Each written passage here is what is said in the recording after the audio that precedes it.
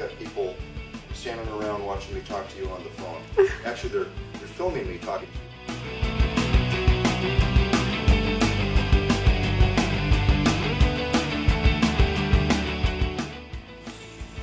That's what you look like. It's like looking in a mirror. It's pretty fancy, isn't it? Yeah. Well, it's the days that I've spent. It reminds me of the days I've spent as a musician practicing in front of the mirror all the time.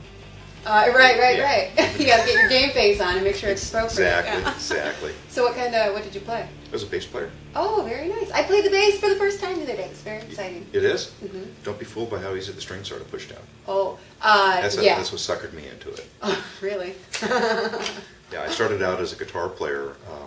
We were talking junior high here. Mm-hmm. And I've been playing guitar for, I don't know, 6 months, a year, something like that. And some friends and I put together our first band.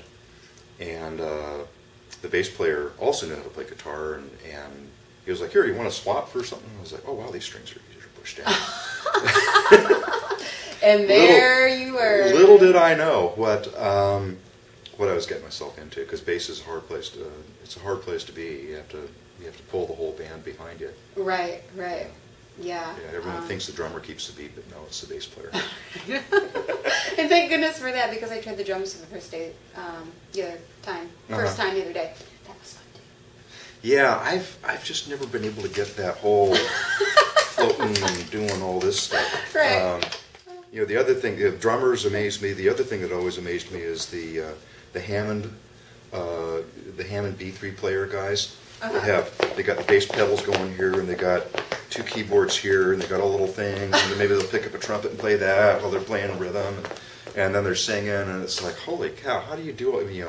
How schizophrenic do you have to be in order to do that?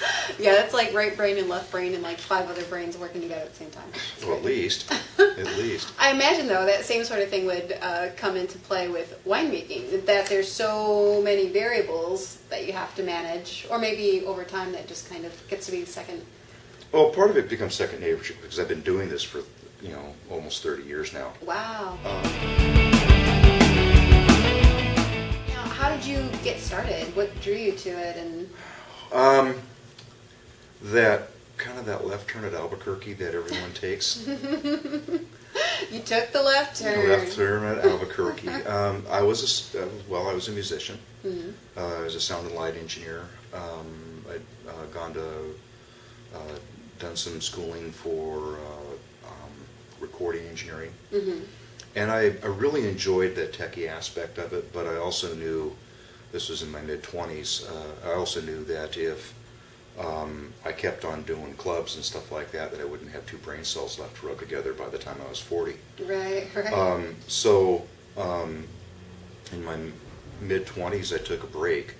Mm-hmm.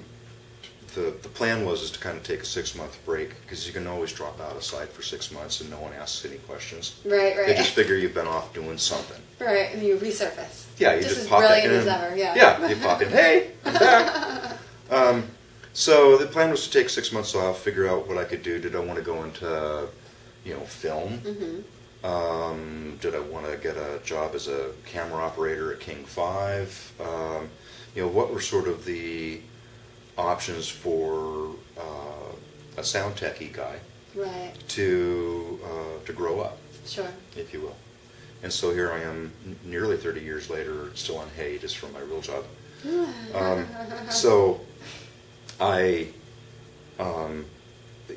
took that break, and that break involved getting a job, because the guy still has to eat. Right. And a friend of mine was leaving his job delivering wine, so that he could go open a series of bowling pro shops.